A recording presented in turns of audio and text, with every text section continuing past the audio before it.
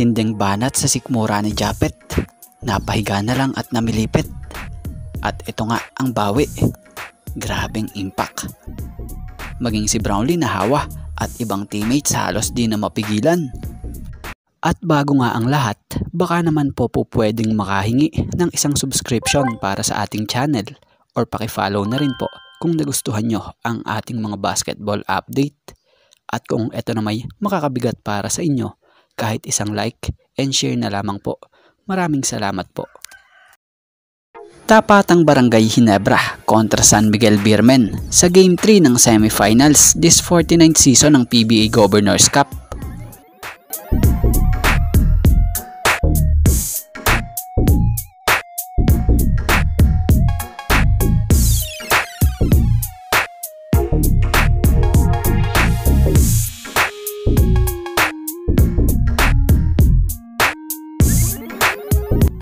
Sa kabuuan ng first quarter, pumuntos ng 25 points ang Ginebra at ang SMB naman ay 20 points.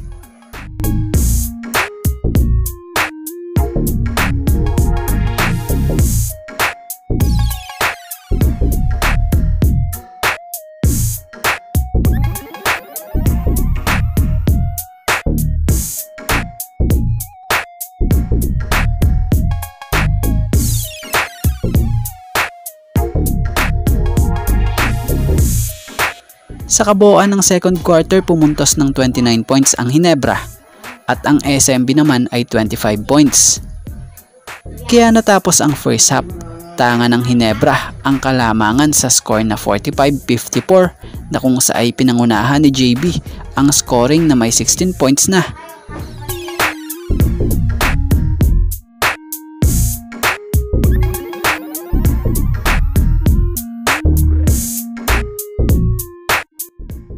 Sa kabuuan ng third quarter, pumuntos ng 22 points ang Ginebra at ang SMB naman ay 27 points.